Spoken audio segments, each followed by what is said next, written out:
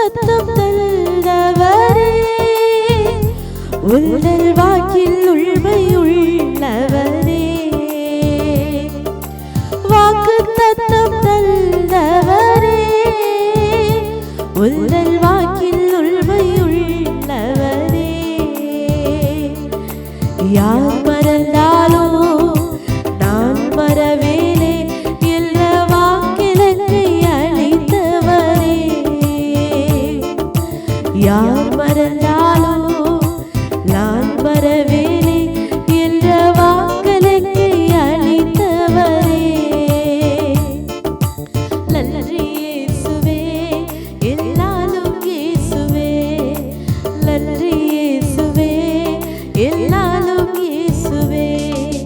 ஒரு நாளும் இலை மறவா தெய்வம் நீரே. நன்றியோடு உம்மை துதிக்கிறேன்.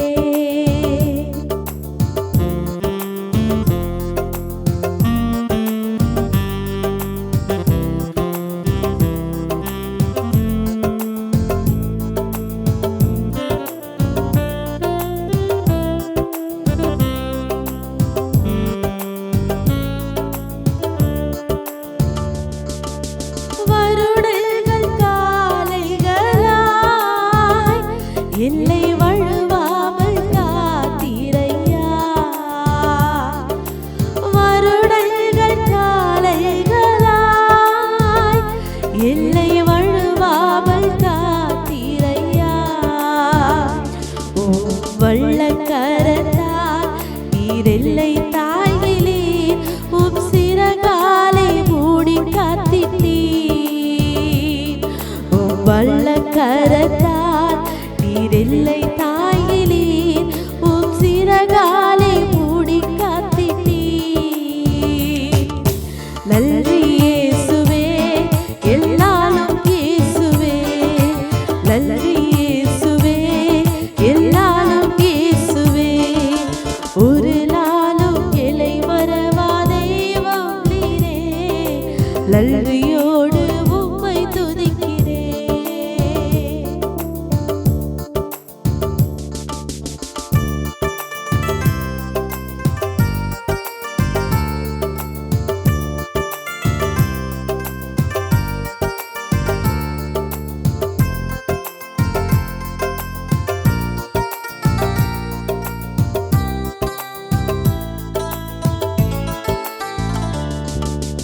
எதிர்காலம் உம் கையிலே, இல்லல் பயம் யாவும் நீங்கியதே.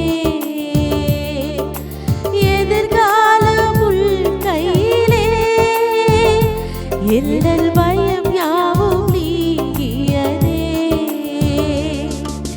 நீரல் பக்கத்தில் நான் பயப்படேனே, என் துணையாக இருக்கின்றீரே. நீரல் பக்கத்தில் நான் பயப்படேனே, என் துணையாக இருக்கின்றீரே. நன்றி இயேசுவே, எல்லாலும் இயேசுவே. நன்றி இயேசுவே, எல்லாலும் இயேசுவே. ஒரு நாளும் இலை மறவா தெய்வம் நீரே. நன்றியோடு உம்மை துதிக்கிறேன். ஒரு நாளும் இலை மறவா தெய்வம் நீரே. நன்றியோடு உம்மை துதிக்கிறேன். நன்றி இயேசுவே, எல்லாலும் இயேசுவே. நன்றி இயேசுவே, எல்லாலும் இயேசுவே. நன்றி இயேசுவே, எல்லாலும் இயேசுவே. நன்றி இயேசுவே, எல்லாலும் இயேசுவே. இயேசுவுக்குள் அன்பான சகோதர சகோதரிகளே, ஆண்டவராகிய இயேசு கிறிஸ்துவினுடைய இனிய பெயரால் இன்றைய தினம் நாம் தியானிக்கக்கூடிய செய்தியின் மைய பொருளாக கண் அயராத இறைவன் என்கிற தலைப்பிலே தான் ஆண்டவருடைய வார்த்தைகளை நாம் தியானிக்கப் போகிறோம். நம் ஒரு ஊருக்கு பயணமாகின்ற பொழுதோ, ஒரு இடத்திற்கு நாம் செல்கின்ற பொழுதோ, பஸ்ஸிலே நாம் ஏறுவோம். அதற்குரிய கட்டணத்தை நாம் செலுத்துவோம். நாம் இறங்கக்கூடிய இடம் வரைக்கும் நாம் பஸ்ஸிலே அமர்ந்து செல்வோம், அல்லது சில நேரம் உறங்கி போய்விடுவோம். இடையில் என்ன நடக்கிறது என்று கூட நமக்கு தெரியாது. ஆனால் அந்த வாகனத்தை ஓட்டக்கூடிய அந்த ஓட்டுநர், அந்த நடத்துனர் அந்த இடத்தை நோக்கி நம்மை அழைத்து செல்கின்ற பொழுது அவர்களுடைய சரீரத்திலும் எவ்வளோ உடல் சோர்வுகள் இருக்கும், பிரச்சனைகள் இருக்கும். ஆனால் அதை கூட அவர்கள் பொருட்படுத்தாமல் தன் பஸ்ஸிலே பயணிக்கிற அந்த பயணிகளை பத்திரமாக கொண்டு சேர வேண்டும் என்று சொல்லி அவர்களை அந்த இலக்கை நோக்கி ஓட்டி கொண்டு இருப்பார்கள். அதே போலத்தான் பிரியமானவர்களே, நாம் வாழ்க்கை என்கிற அந்த பயணத்திலே, அந்த ஓட்டத்திலே நாம் வாழ்ந்து நடந்து சென்று கொண்டிருக்கின்ற பொழுது நம்மை ஒவ்வொரு நாளும் பராமரித்து வழிநடத்தக்கூடிய ஒரு இறைவன், நம்மை காக்கிறவர், கண் அயர்வதும் இல்லை, உறங்குவதும் இல்லை. இன்றைக்கு ஆண்டவர் ஒவ்வொரு நாளும் நம்மை கண் அயராமல் அவர் பாதுகாத்து வந்து கொண்டிருக்கிறார். 2 குறிப்பேடு 16வது அதிகாரம் இறை வார்த்தைகள் 9 உள்ள திருவசனங்களை நீங்கள் வாசித்து பார்த்தீர்கள் என்றால், உலகம் அனைத்தையும் ஆண்டவரின் கண்கள் சுழன்று பார்க்கின்றன, அவர் நம்மை முழு மனதுடன் நம்பும் அனைவருக்கும் ஆற்றல் அளிக்கிறார். உலகம் அனைத்தையும் ஆண்டவருடைய கண்கள் சுழன்று பார்த்து கொண்டிருக்கின்றன. இப்படியாகத்தான் விவிலியத்திலே நாம் பார்க்கலாம். ஆண்டவருடைய கண்கள் எப்படியெல்லாம் நம்மை பாதுகாக்கிறது, பராமரிக்கிறது, நம்மளுடைய முன்னோர்களை எப்படியெல்லாம் பாதுகாத்தது என்பதை தான் நாம் பார்க்க போகிறோம். லோத்துவினுடைய வாழ்க்கையை நீங்கள் பார்க்கின்ற பொழுது, லோத்துவினுடைய வாழ்க்கையிலே அந்த சோதம் குமாரா நகரை ஆண்டவர் அழிக்க நினைக்கின்ற பொழுது நாம் எல்லாம் ஒன்று நினைத்து கொண்டிருப்போம். ஆபிரகாம் லோத்துக்காக அவர் மன்றாடினார், ஆதலால் தான் அந்த மன்றாட்டை கேட்டு ஆண்டவர் அந்த சோதம் குமாரா நகரிலே இருந்து லோத்துவை பாதுகாத்தார் என்று. உண்மைதான், அந்த பரிந்துரை ஜெபத்தை ஆண்டவர் கேட்டார்தான். ஆனால் லோத்துவினுடைய குணநலன்கள், அந்த பண்புகளை நீங்கள் பார்த்தீர்கள் என்றால், சோதோமினுடைய தீச்செயலும் பாவங்களும் பெருகின்ற பொழுது அதை அழிக்க ஆண்டவருடைய தூதர்கள் இறங்கி வந்து அது ஆபிரகாமினிடம் வெளிப்படுத்துகின்ற பொழுது ஆபிரகாம் ஜெபம் செய்கிறதை நாம் விவிலியத்திலே பார்க்கலாம். ஆனால் லோத்துவை குறித்து நீங்கள் பார்க்கின்ற பொழுது, லோத்து என்ன செய்கிறார் என்றால், அந்த சோதோம் நகருக்கு வெளியிலே அவர் அமர்ந்து கொண்டிருக்கிறார். அந்த இடத்திலே ஆண்டவருடைய தூதர்கள் வருவதை பார்த்து தன்னுடைய இல்லத்திற்கு அவர் அழைத்து புளியாத அப்பத்தை அவர்களுக்கு உண்ண கொடுத்து இரவு தங்கச் சொல்கிறார். பராமரிக்கக்கூடிய ஒரு குணநலன் அவருக்குள்ளே இருக்கிறது. கடவுளுடைய தூதர்கள் மீது அன்பு செலுத்தக்கூடிய மனநிலை அவரிடத்தில் இருக்கிறது. இந்த சூழ்நிலையிலே தான் பிரியமானவர்களே, அன்று இரவு அங்கு இருக்கக்கூடிய சோதோம் குமாரா நகரத்தில் இருக்கக்கூடிய அந்த இளைஞர்கள் முதல் கொண்டு கிழவர்கள் வரைக்கும் அவர்கள் என்ன செய்கிறார்கள் என்றால், லோத்துவினுடைய இல்லத்திற்கு வந்து அவர்கள் சொல்லுகிறார்கள், லோத்துவே, இதோ உங்களுடைய இல்லத்தில் இருக்கக்கூடிய அந்த மனிதர்களோடு நாங்கள் உறவு கொள்ள வேண்டும். தொடக்க நூல் புஸ்தகத்திலே 19வது அதிகாரம் 5 உள்ள திருவசனத்தை நீங்கள் எடுத்து வாசித்து பார்த்தீர்கள் என்றால், லோத்துவை அவர்கள் கூப்பிட்டு சொல்கிறார்கள், இன்று இரவு உன்னிடம் வந்த அந்த ஆடவர் எங்கே? நாங்கள் அவர்களோடு உறவு கொள்ளுமாறு அவர்களை எங்களிடம் கொண்டு வா என்கிறார்கள். பாருங்கள், எவ்வளவு ஒரு கீழ்த்தரமான ஒரு எண்ணம். அந்த தொடக்க காலத்திலேயே ஓரின சேர்க்கை இருந்தது. தொடக்க காலத்திலேயே தன்பால் ஈர்க்கக்கூடிய பாவ எண்ணங்களும் பாவ சிற்றின்பங்களும் சோதம் நகரிலே இருந்தது. இந்த சூழ்நிலையிலே தான் அவர்கள் சொல்லுகிறார்கள், உங்கள் வீட்டுக்கு வந்திருக்கக்கூடிய அந்த ஆடவரை எங்களிடத்திலே அனுப்புங்கள், அவர்களோடு நாங்கள் உறவு வைத்துக் கொள்ள வேண்டும் என்று. ஆனால் லோத்துவினுடைய பண்பு என்ன தெரியுமா? லோத்து எவ்வளவு ஒரு கடவுளின் மீது அன்பு செலுத்துகின்ற ஒரு மனிதராய் இருந்தார் என்றால், அவர் என்ன சொல்லுகிறார் தெரியுமா? லோத்து தொடக்க நூல் புஸ்தகத்திலே 19வது அதிகாரம் 7, 8 உள்ள வசனங்களில் அவர் சொல்லுகிறார், என் சகோதரரே, தீச்செயல் செய்யாதிருங்கள். ஆண் தொடர்பு அறியாத புதல்வியர் 2 எனக்கு உள்ளனர். உங்களிடம் நான் அவர்களை அழைத்து வருகிறேன். உங்கள் விருப்பப்படி அவர்களிடம் நடந்து கொள்ளலாம். ஆனால் என்னுடைய இல்லத்திலே பாதுகாப்பை பெற்றிருக்கும் இந்த ஆடவர்களுக்கு எதுவும் நீங்கள் செய்யாதீர்கள் என்று தன்னுடைய பிள்ளையை கூட அவர்களுடைய இச்சைக்கு கொடுத்து விடுகிறேன் என்று சொல்கிறார். ஆனால் தன் இல்லத்திற்கு வந்திருக்கக்கூடிய அந்த ஆண்டவருடைய அடியார்களை, தூதர்களை, அந்த ஆடவர்களை எதுவும் செய்யாதீர்கள் என்று சொல்கிறார். ஒரு பக்கத்திலே நாம் பார்க்கின்ற பொழுது ஆபிரகாமினிடத்திலையும் அந்த பண்பு இருக்கிறதை நாம் பார்க்கலாம். அவருடைய ஒரே மகன் ஈசாக்கை ஆண்டவர் பலியிட கேட்கின்ற பொழுது அந்த மகனையே கொடுக்கும் அளவிற்கு ஆபிரகாம் துணிந்தார். இந்த இடத்திலே தன்னுடைய இல்லத்திற்கு வந்திருக்கக்கூடிய இறைவனுடைய அடியார்களை எந்த ஒரு பாவ சூழ்நிலைகளையும் இந்த மனிதர்கள் செய்யக்கூடாது என்று தன்னுடைய மகளை கூட கொடுக்கக்கூடிய அளவுக்கு லோத்து இறங்கி வந்ததை நாம் பார்க்கலாம். ஆதலால் தான் பிரியமானவர்களே, ஆண்டவருடைய கண்களிலே லோத்துவிற்கு தயவு கிடைத்தது. அந்த தயவு கிடைத்த காரணத்தினாலே தான் ஆண்டவருடைய தூதர் என்ன செய்கிறார், லோத்துவினுடைய கரங்களை பிடித்து அவருடைய குடும்பத்தாரை எல்லாம் அழைத்து சென்று அந்த நகருக்கு வெளியே கொண்டு போய் விடுகிறார். என் அன்புக்குரிய சகோதரனை சகோதரியே, ஆண்டவருடைய கண்கள் அயர்வதில்லை, உறங்குவதில்லை. அவர் நம்மையே உற்று நோக்கி பார்த்து கொண்டிருக்கிறார். நாம் எப்படிப்பட்டவர்கள், தெய்வ பயம் உள்ளவர்களா, ஆண்டவருக்கு உகந்தவர்களா, ஆண்டவர்களை நம்பி வாழ்கிறவர்களா என்பதை அவர் பார்த்து கொண்டே தான் இருக்கிறார். ஒருவேளை இன்றைக்கு அருட்பணியாளர்களும் எங்களைப் போல இருக்கக்கூடிய ஊழியர்களும் ஆபிரகாமை போல உங்களுக்காக ஜெபித்து கொண்டிருக்கலாம். நீங்கள் எங்களிடம் ஜெபிக்க சொல்லி இருக்கலாம். இந்த ஜெபம் ஓரளவு உங்களுக்கு அது பாதுகாப்பை தரும், உதவி செய்து கொண்டிருக்கும்.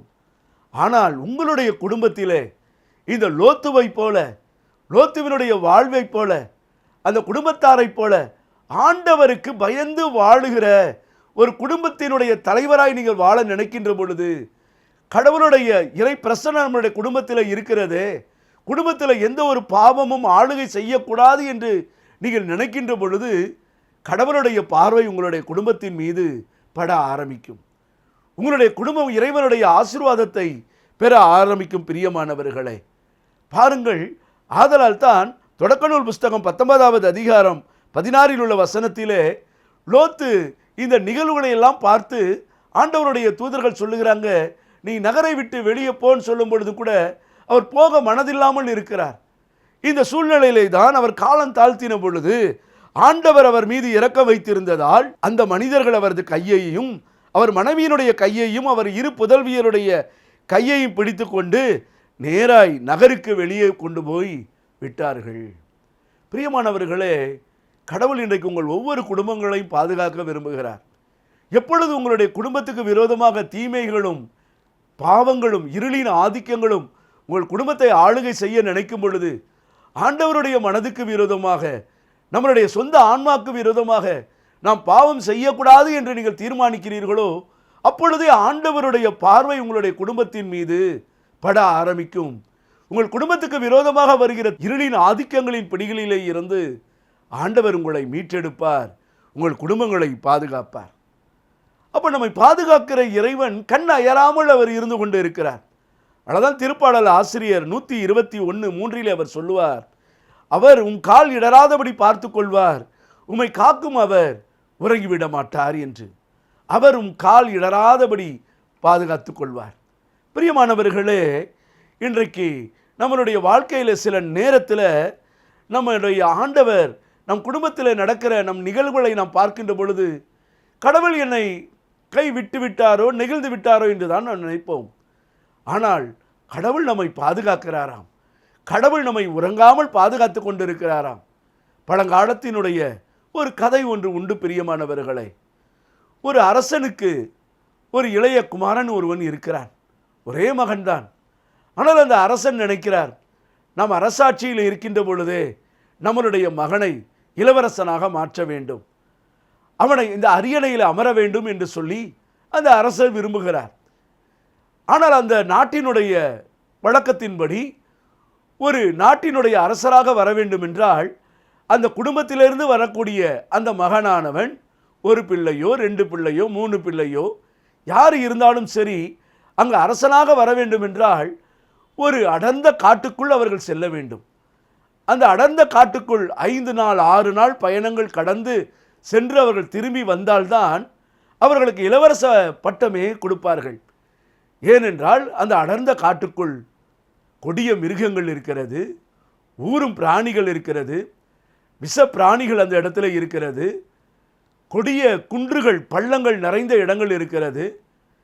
ஒரு முறை அந்த இடத்துல சென்று விட்டால் திரும்பி வரவே முடியாது. ஏனென்றால் அந்த நாட்டை பாதுகாக்க அப்படிப்பட்ட இளவரசர்கள் தான் தேவை என்று அந்த நாட்டினுடைய சட்டமாக அது இருக்கிறது. அப்படி இருக்கின்ற பொழுது தன்னுடைய மகனை அழைத்து கொண்டு அமைச்சரவை கூட்டத்தோடு அந்த காடிற்கு அந்த அரசனானவன் கொண்டு போய் விடுகிறார். அந்த இளைய அரசனாக வரக்கூடியவன் அந்த காட்டிற்குள் பயணாகின்ற பொழுது இரவு நேரம் வருகிறது. ஒரே மிருகங்களுடைய சத்தம், ஒரே இருளின் ஆதிக்கங்கள். அங்கே சத்தம் போடுகிற சத்தத்தை கேட்டு அவன் பயப்பட ஆரம்பிக்கிறான். சிறிது நேரத்திற்கெல்லாம் ஒரு குரல் வருகிறது, இந்த இடத்திற்கு நீர் செல்லாதே, அது பள்ளம் நிறைந்த ஒரு இடம். திரும்பி பார்க்கிறான், யாரும் இல்லை. மீண்டும் ஒரு சில தூரம் செல்கிறான். நடந்து செல்லும் பொழுது மீண்டும் ஒரு குரல் கேட்கிறது, இந்த பகுதியில் செல்லாதே, மிருக ஜீவராசிகள் உலாவுகிற இந்த இடம் என்று. இப்படியே இந்த 5 நாளும் அந்த காட்டிற்குள் சென்று அவன் திரும்பி வந்து விடுகிறான். அங்கு இருக்கிற மக்களுக்கெல்லாம் மிகுந்த மகிழ்ச்சி. எவ்வளவு ஒரு வீரம் நிறைந்த ஒரு இளவரசனை கடவுள் நமக்கு கொடுத்திருக்கிறார், ராஜாவுடைய உண்மையான மகனாக, இளவரசனாக, வாரிசாக இவர் வருகிறாரே என்று பட்டம் சூட்டும் விழாமெல்லாம் நடக்கிறது. எல்லாம் முடிந்த பிறகு அப்பாவினிடத்திலே அந்த இளவரசன் பேசுகிறான் அரசனிடத்தில். அப்பா, நான் அந்த காட்டிற்குள் சென்றேன், ஆனால் எனக்கு மிகவும் பயமாக இருந்தது.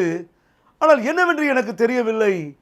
என்னுடைய பின்னாடியிலே இருந்து ஒரு குரல் ஒலித்து கொண்டே இருந்தது, இந்த பகுதியில் செல்லாதே, இந்த இடத்திற்கு செல்லாதே, மிகவும் இருளான பகுதி, பள்ளம் நிறைந்த ஒரு பகுதி, இந்த இடத்துல மிருகங்கள் இருக்கிறது, இந்த இடத்துல ஊரும் பிராணிகள் இருக்கிறது என்று சொல்லி எச்சரித்து கொண்டே வந்தது.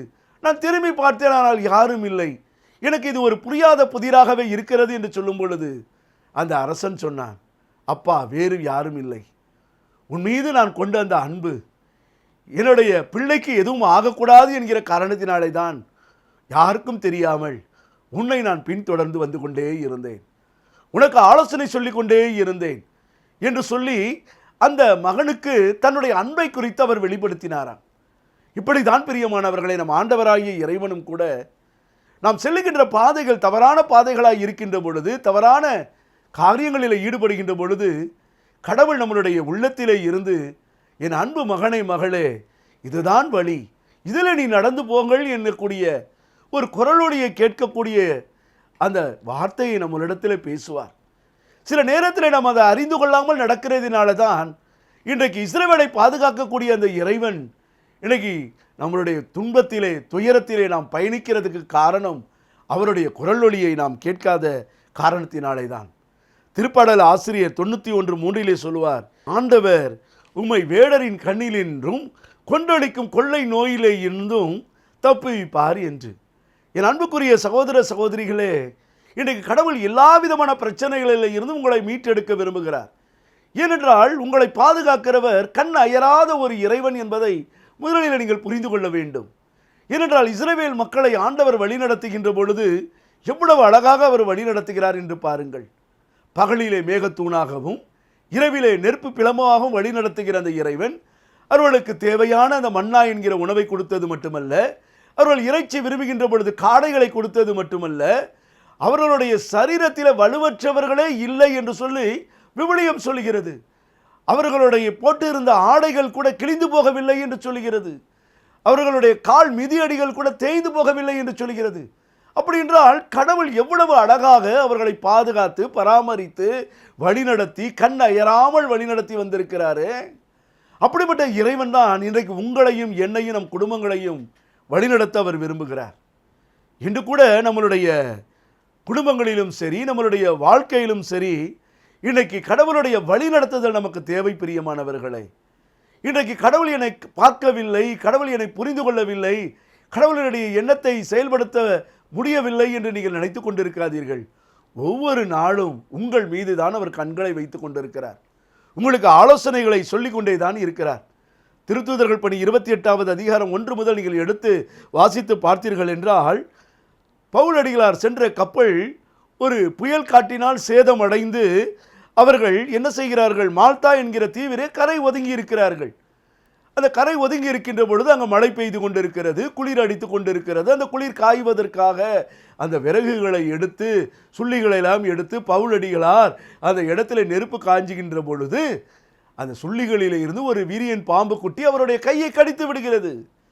கையை கடித்து விட்டவுடனே அதை உதறி அதை நெருப்பில் போடுகிறார். அங்கு இருக்கிறவர்கள் எல்லாம் சொல்லுகிறார்கள், என்ன சொல்ல ஆரம்பிக்கிறார்கள் என்றால், இவர் கடலிலே இருந்து தப்பினாலும் நீதியின் தெய்வம் இவரை கொண்டு போடு விடுகிறது என்று சொல்லி அவர்கள் சொல்லுகிறார்கள். இன்றைக்கு உலகம் கூட அப்படிதாங்க, அப்படிதான் சொல்லிக்கிட்டு இருக்கும். நீ ஆண்டவருக்குள்ள நீங்க வாழ்ந்து கொண்டு இருந்தாலும் பிரச்சனைகள் துன்பங்கள் வரும் பொழுது கடவுள் இவர்களை கைவிட்டு விட்டார் என்று தான் சொல்லிக் கொண்டிருக்கும். ஆனால் ஆண்டவராகிய இறைவன் என்ன செய்தார் தெரியுமா? அவர்கள் எதிர்பார்த்ததெல்லாம் இந்த வீரியன் பாம்பு குட்டி கடித்தால் முகம் வீங்கிவிடும், அவர் இறந்து போய்விடுவார் என்று நினைத்தார்கள். அங்கு நடந்ததே வேறு. பிரியமானவர்களே, பவுல் அடிகளார் மிகுந்த ஆரோக்கியத்தோடு இருந்தார். இதை பார்த்தவர்கள் என்ன சொல்கிறார்கள் தெரியுமா? திருத்தூதர்கள் பணி 28:6 அவருக்கு தீங்கு ஏதும் ஏற்படாததை கண்டு தங்கள் எண்ணத்தை மாற்றிக்கொண்டார்கள். அவர் ஒரு தெய்வம் என்று சொல்ல தொடங்கினார்களாம். இன்னைக்கு பாதுகாக்கிற இறைவன் உங்களுடைய வாழ்க்கையில் பிரச்சனை வரும் பொழுது அந்த பிரச்சனையில மக்கள் வேறு விதமாக பார்ப்பார்கள். ஆனால் கடவுள் பார்க்கிற விதமும் கடவுளுடைய பார்வையும் வித்தியாசமானவை. உங்களை ஆண்டவர் பாதுகாக்க விரும்புகிறார். கண் அயராத இறைவன்.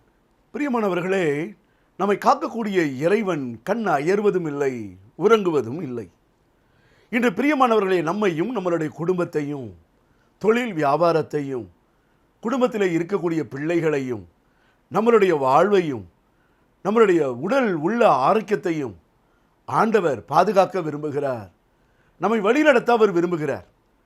ஆனால் நம்மளுடைய குடும்ப வாழ்வினுடைய சூழ்நிலைகளை கண்டு நாம் மனம் துவண்டு போய்விடுகிறது உண்டு. பிரியமானவர்களே, திருப்பாடல்கள் 121:4 திருப்பாடல் ஆசிரியர் தாவீது சொல்லுவார், இதோ இஸ்ரவேலை காப்பவர் கண் அயர்வதும் இல்லை, உறங்குவதும் இல்லை என்று.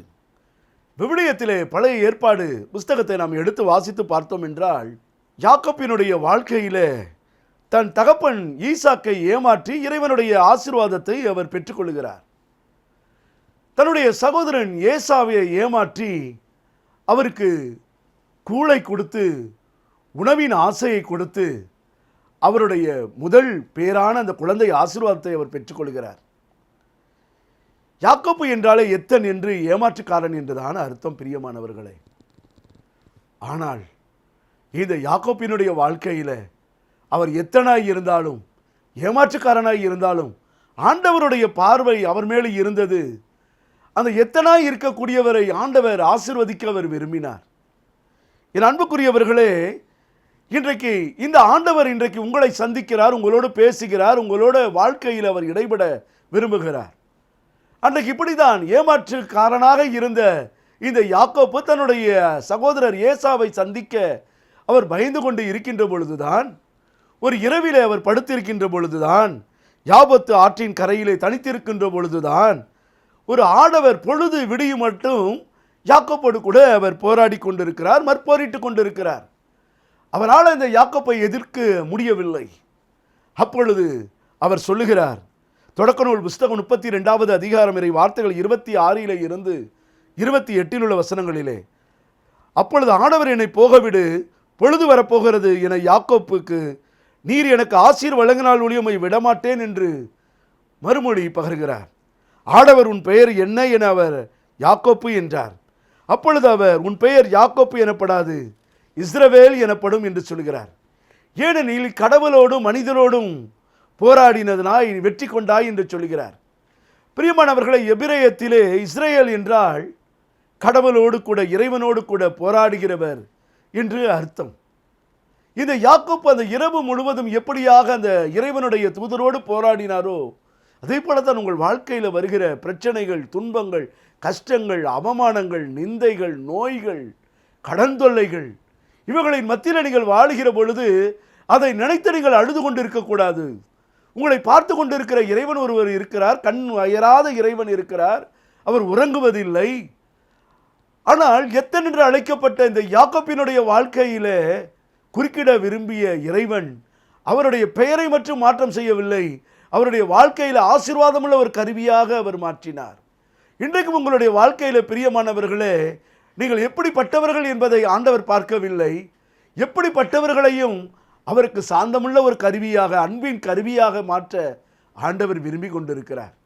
அந்த விரும்புகின்ற இறைவன் தான் உங்களுடைய வாழ்க்கையில் உங்களை பார்த்து கொண்டிருக்கின்ற இறைவன் உங்களுடைய வாழ்க்கையில் செயல்படுத்த விரும்புகிறார். உங்கள் குடும்பத்தை வழிநடத்த அவர் விரும்புகிறார். கடவுளுடைய அனுதினமும் வழிநடத்துதல் நம் ஒவ்வொருவருக்கும் தேவை. பிரியமானவர்களே, ஆண்டவரை சந்திக்கிற அனுபவம் நமக்கு தேவை. பாருங்கள், இதை யாக்கோப்பினுடைய மாமா லாபானுக்கு பயந்து யாக்கோப்பு இருக்கின்ற பொழுது, இந்த லாபான் யாக்கோப்பை பின்தொடர்ந்து வந்து அவரை அழிக்க நினைக்கின்ற பொழுது ஆண்டவர் என்ன செய்ய ஆரம்பிக்கிறார்? லாபானுக்கு காட்சியிலே தோன்றி எச்சரிப்பு செய்கிறார். யாக்கோப்புக்கு நீ எந்த தீங்கும் செய்யாதே. தன்னுடைய சகோதரர் ஏசா யாக்கோப்பை கொல்ல நினைத்த வருகின்ற பொழுது ஏசாவினுடைய கண்களிலே யாக்கோப்புக்கு தயவு கிடைக்கிறது. இப்படி வழிநடத்தின தெய்வத்திற்கு பலிபீடத்தை கட்டி அந்த இடத்திலே கடவுளை தொழுது கொள்ளுகிற பொழுதுதான் அந்த இடத்திற்கு பெத்தேல் என்று வருகிறது. நாம் பிரியமானவர்களை, நம்முடைய சூழ்நிலைகளை பார்க்காமல் நம்மை பார்க்கக்கூடிய இறைவன், கண் அயராமல் உறங்காமல் கண்காணித்து கொண்டிருக்கிற இறைவன் நம்மோடு இருக்கிறார் என்று நீங்கள் நினைத்தீர்கள் என்றால், உங்கள் சூழ்நிலைகளையே மாற்றி உங்களை ஆசீர்வாதமுள்ள ஒரு கருவியாக திரு அவைக்கு, திரு சமூகத்திற்கு, நீங்கள் வாழுகின்ற பகுதிக்கு ஆண்டவர் கொடுப்பார். அந்த தெய்வத்தை நாம் ஆராதிக்க போகிறோம். அந்த தெய்வத்தினிடத்தில் நாம் ஜெபிக்க போகிறோம். அந்த தெய்வத்தினிடத்தில் நம்மை முழுவதும் ஒன்றிப்பு செய்வோமா?